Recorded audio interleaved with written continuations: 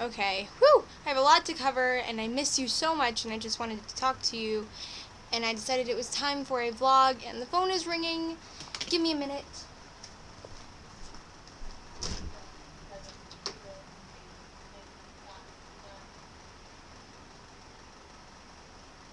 Hello?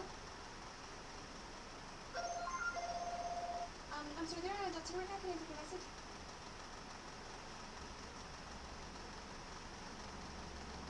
Or you can hang up on me, thanks.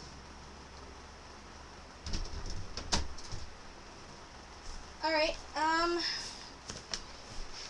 eventually I'll be 18, and then I can't say that there are no adults here right now. Can they get a message thing? I might cut this out. Okay, so, hi. Just in case,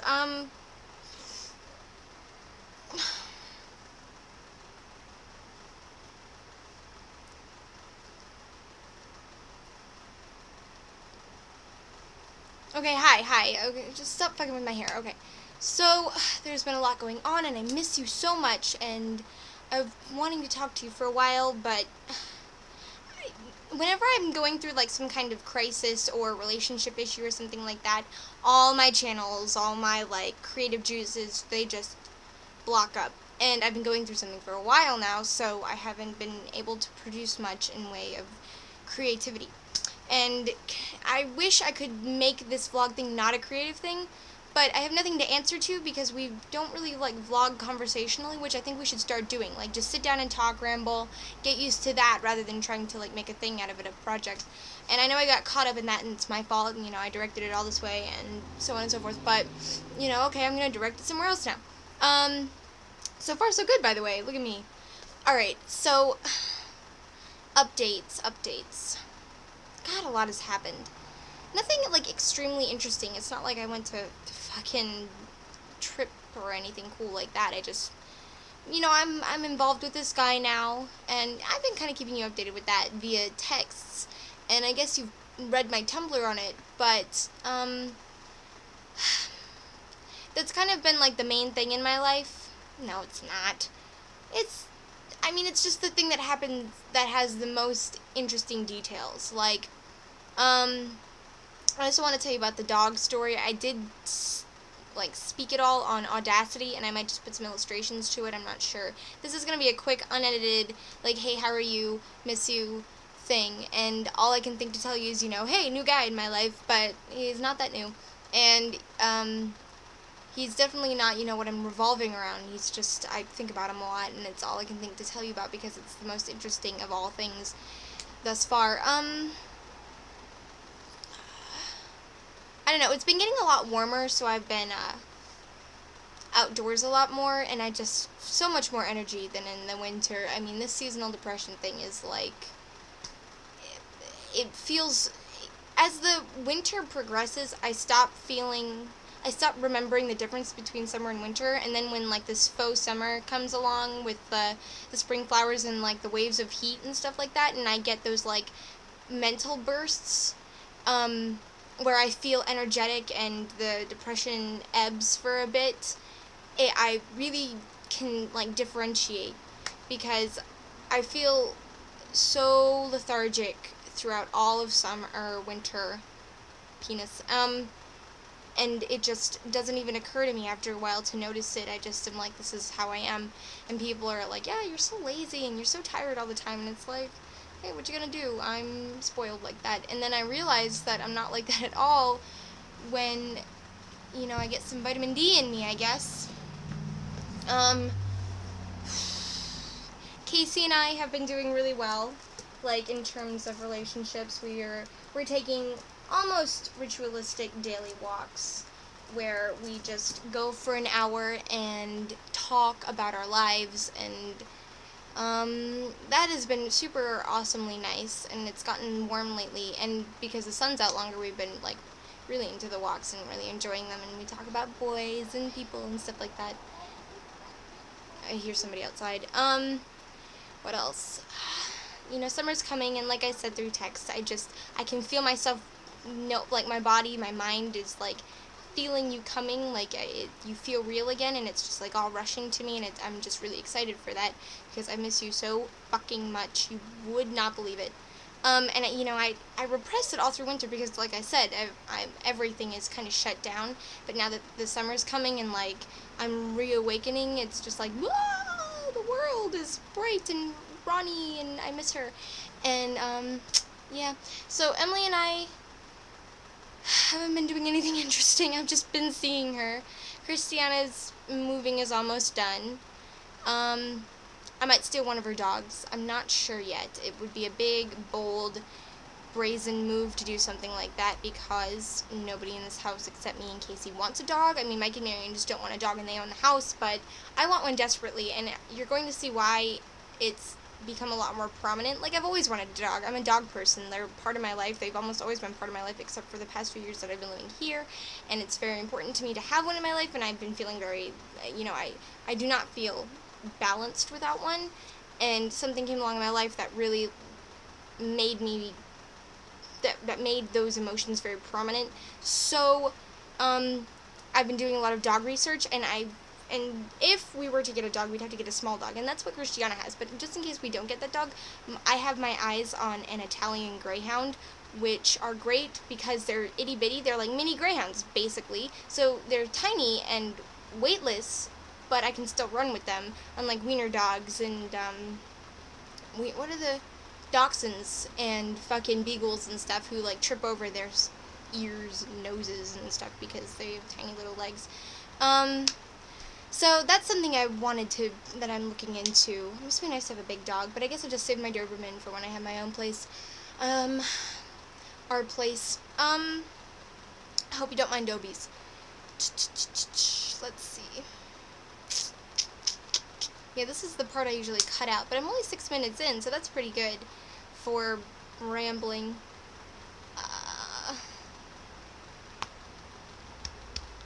I don't know, my diet's been doing a lot better. I've been, like, eating regularly again.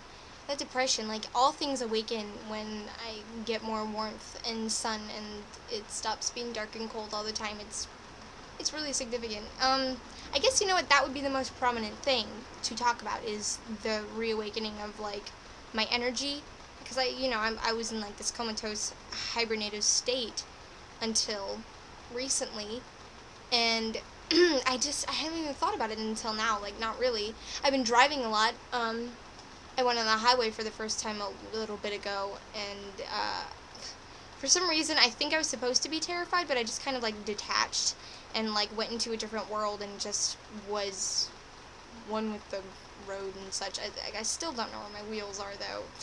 Fuck me. Nathan and I went to Great Falls recently. Those are the pictures I took. And, it was so nice there. I mean, we went, like, legit rock climbing. Like, we climbed big-ass rocks and, like, went on to big precipices and hovered over waterfalls and such. And for some reason, we were in, like, the same group. Not a group, because it wasn't, like, a touring thing, but, like, there was another gathering of kids who were doing the same thing that day. And we ended up, like, near them the entire time because we were just going along the rocks, and it was weird. But that's okay, because Nathan and I checked out the chicks. And I met his family. Oh my gosh. Whew, that was fun but scary at the same time. What we did was it was his aunt's birthday, and he has the coolest family. They're all very charismatic and eccentric, but they're pretty eccentric. At least compared to my family and compared to your family. You're and his family related in, like, the everybody's talking thing, but my family, we're just, like, a big group of antisocial people. So being with very social families is nice and heartwarming, but while in the moment I'm overwhelmed by how uncomfortable I am. But I actually did really, really well. I didn't, I usually don't fall silent the way I did with your family. I think it's just because I felt discluded, but I didn't feel discluded with his family. I actually felt really comfortable, and the people I felt like I related to them a lot, and it was really nice. Like, it was very comforting. They could have been, nothing like me, and then it would have been horrible, but it wasn't. We went to this place called Casablanca in Alexandria, which is somewhere in D.C., and it's this Middle Eastern Indian restaurant, and it had stuff like couscous, lots of rice, and, like, interesting meats, and chicken, and stuff like that, things I'm not used to eating, things that I'm still not used to eating and probably still won't want to eat. I had to redeem myself by downing some chicken nuggets afterwards, but not that day. So we went to his brother and his brother's boyfriend. No, his brother's boyfriend hasn't moved in yet. His brother's new apartment, and we checked it out, and it was very lovely, and that's where I met Uncle Todd and Aunt Doris. Very uncle and aunt names. And Aunt Doris was just like, woohoo, because it was her birthday. And Todd was like, yeah, and I was awkward. But I wasn't awkward in the, like, I'm in the corner, I'm weird kind of way. I was awkward in the, I say inappropriate things way, which is usually how I'm awkward. Because that's me. And that was a really fat bee. Okay, anyway. So we go there, and then we go to his aunt's house, his aunt and uncle's house, where they get ready and, freshen up and things, and it was very nice. And they had a very, comfy house. They were like, you're going to feel gross because it's dirty in here, and it was, perfect. It was, so homey, and you could touch anything and be anywhere, whereas my house is like a hotel, and, touch nothing, be nowhere, do not sneeze, do not breathe. So, their atmosphere was great, and the people were really nice, and everybody was in a really good mood. So I just caught everything at a really good time, apparently, because Nathan was like, it's not always like that, and I was like, shit, it is. And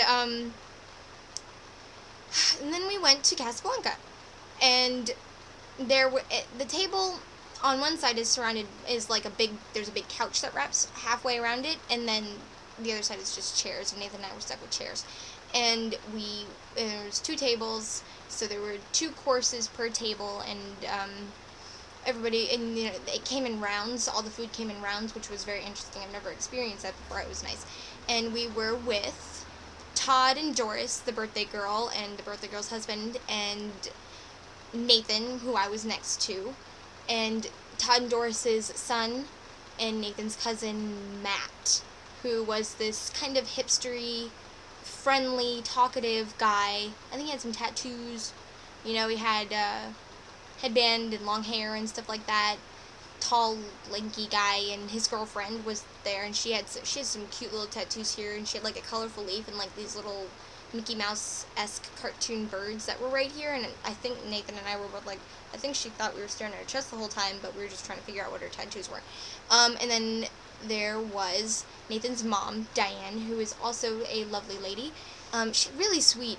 She's just, really sweet. And then, but very quiet. She's a very, mild, quiet lady. But apparently, Nathan says that she's firecracker when there are no witnesses except Nathan. And then next to her was her other son, Justin, and his boyfriend. And then there was another couple, just these 2 coworker guys that, but yeah, older, semi-conservative for a gay couple that were friends with Doris, I assume.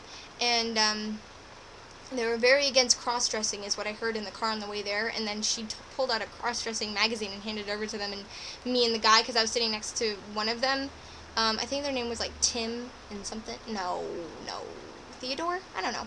And sitting next to me, and he was very friendly, and we looked at the cross-dressers together, and transgendered people, and very exaggerated people, cross-dressers, and very nice, lovely. We did that, and there was a belly dancer, and Doris went out and danced with her, and he was so adorable. And then the guy that was next to me also went out and danced with the belly dancer, and Nathan was like, you should do it too. And I was like, maybe if she asks me to, I will, but she didn't ask me. I would have made an idiot of myself, don't get me wrong. I would have gotten up there and danced, but I didn't want to. But I can't say no to stuff like that. I don't know why, but I can't. Very difficult, too. I feel like a killjoy. So, then we ate a bunch of food, and it was yummy, and then everybody dispersed into different areas, because it was very late at night, and Nathan and I were stuck standing out in the cold, because Justin and his boyfriend had gotten buzzed, so Nathan had to do the driving, and I was next to the boyfriend in the back of the car, and that was kind of awkward, but he's also nice. And then we went back to Doris's and talked, and then Nathan took me home. Yep. So that was that. There's that story. I'm very bad at summarizing. But it was really nice. I think, what I took from that is the fact that the way I treated your family is not usually how I treat families.